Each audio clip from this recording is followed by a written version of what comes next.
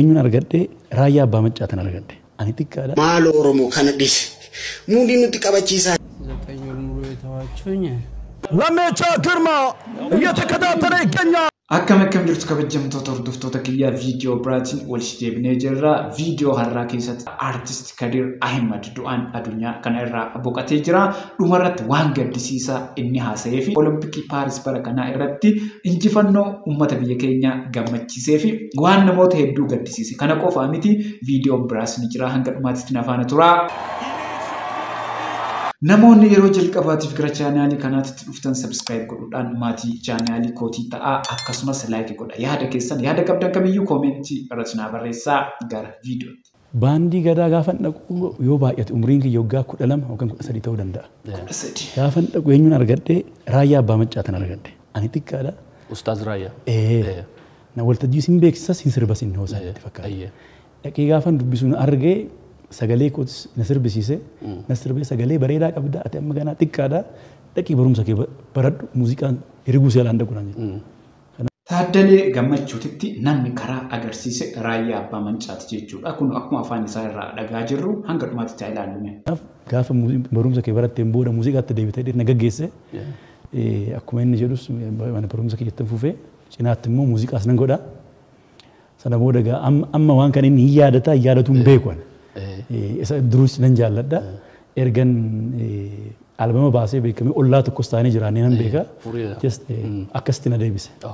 Raayyaan yeroo sanaanis na yaadadha waltajjiirraa hin beeksisaa hin sirbaa koomedii sin godha qoosa baay'ee. Baay'ee sagalee isaatti illee baay'een jaalladha. Sagaleen isaas baay'ee nama cimaadha baay'ee nama kofalsiisa yeroo duraanii akkuma Oromootti iyyuu namni isteejii irratti ba'e koomedii gochaa ture namni jalqaba arge isa ture. Raayyaa abbaa mancaa weellisaa ture hundi keenyaayyuu akkuma beennu sagaleen isaa sirbi isaa baay'ee namatti tola. Taaddalee Gammachuu iddoo adda jiru kana irra akka ga'uuf gahee guddaa kan taphate raayyaa abbaa mancaati jechuudha. Oromoo ilaamee sinan gorfadha bannaa na dhagaa maal taa'ee seetanii yeroo weellisaan tokko madarakii irratti dhaabatee sirbu ijoolleen keenyaas jettanii madarakii guutuu achi birrii kana fidde baastanii gimbaarii asirratti gorora keessan asirratti namichi sirbuu hin danda'u isin madarakii guuttaniittu namichi hin sirba yeroo jedhu asitti huutanii namichi akkan sochoone hin dabbara. Oromoo gorsa Raachee Tasfaa'ee waggaa 2 duraati. Kana dhiisuu qabda. Kun faashiniinsa darbeera. Dura abbootiin keenya kan godhaniiru nuti immoo warra kana dhiisuu qabna. Maaloo Oromoo kana dhiisi. Muudii nuti qabachiisaa jirtu maaloo kana dhiisa Oromoo. Isa yeroo qabsoo saaqisa hanqaa yeroo cidhas saaqisa hanqaa isa jennus dhiisuu qabna lakki Oromoon dhiisna kan. Oromoo dhiisnu wayyoo. Waan nurraan bareenne waan nutti hin tolle jechuudha akkanatti wal gorsuudhaan wal haa qajeelchinu viidiyoon itti aanu artist yookiin weellisaan Kadir Ahmed du'aan addunyaa kana irraa boqachuu hundi keenyaayyuu hin beeknaa sirba isaa ilaallee walitti haa deebinu. Dammee yaada zaa'ee dammee dammaadhamu jaalallee kee kun hin kuufamu dazaa'ee.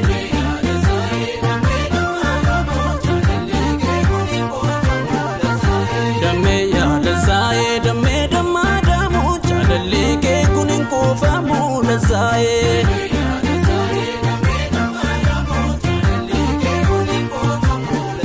Namoonni hedduu sirba kanaan isa beekaa dhumarratti waan baay'ee nama gaddisiisuu fi onnee nama tokko dubbatee jira haa ilaallu. ጓደኞቼ ይኸው እዚህ ደረጃ ላይ ደርሻለሁ። sadarkaa kana irra ga'ee jira. ሰጠኝ ነው ያለው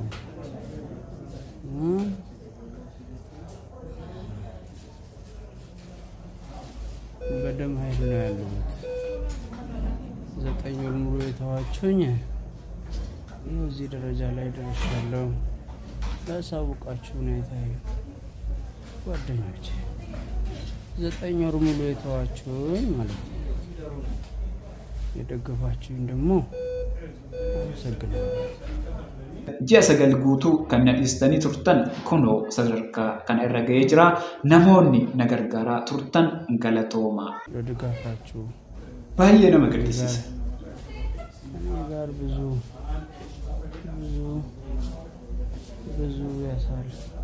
ብዙ የተንከራተታችሁ በተለይ የሆስፒታል ነርሶች አላህ ጀዛቸውን ይክፈል። ዶክተሮች ነርሶች እነሱ ናቸው። Artistiin kun biyya alaa deemee akka yaalamuuf namoonni hedduu sagalee ta'aafii turanii jiru. Haa ta'uutii hamma barbaadamu sani hin arganne biyya alaa deemee yaalamuuf jechuudha. Kanaafuu namoonni yookiin uummanni keenya wal gargaaruu aadaa haa godhanu jechuu barbaada. Lammecha Girma እየተከታተለ ይገኛል። ሎናርድ ቼሙታይ lammecha Girma መጣ። 7 ደቂቃ ከ4 ሴኮንድ ደርሷል። ጌትነት ወሌ ደከመ ይመስላል። ተደውሏል። 7 ደቂቃ ከ14 ሴኮንድ ላይ ደርሰናል። ዙሩ ቀሯል። ተመልከት ዙሩ እየከረረ ነው። ለሚቻ የሚጠብቀው የኤልባካሊን የፍጥነት ደጋ አሜሪካ ለሜቻ ግርማ ገሰገሰ። ሁለተኛ ላይ ወደቀ። ወደቀ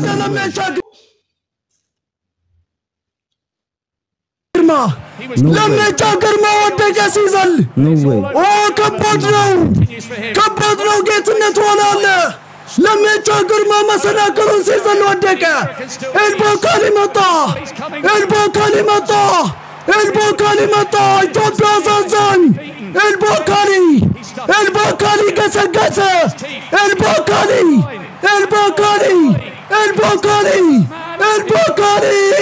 ጨረሰው። Atleet Lammecha Girma fiigicha gufachiisaa kana irratti jechuudha haala amma ilaalle kanaan jilba isaatiin gufachiisaa kanatti bu'ee osoo hin xumurin hafee jira. Now he can begin to celebrate and savor the moment to come and the adulation that he will enjoy over the coming years. It's a guard of honor for Tamirat Tola. For this hugely likable Ethiopian. Now the wave, now the acknowledgement of the crowd. Akka fiiguu ilaalame kun Olompikii Paaris bara kanaa irratti injifannoo namoota hedduu gammachiise atleet Tamirat Tola maaraatoonii fiiguudhaan warqii jalqabaa biyya keenyaaf argamsiisee jira. Akkasumas rikeerdii haaraa galmeesseera. Keessaa kutee ba'eeti.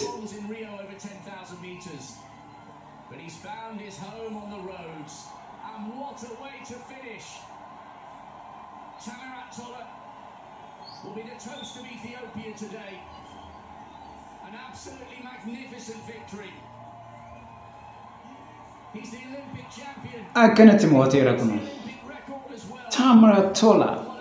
Viidiyoon har'aa kana fakkaataa namoonni hanga ammaatitti ilaaltanii laayikii godhaa maatii ta'aa yaada keessan yaada qabdan kamiyyuu koomentii irratti na barreessaa.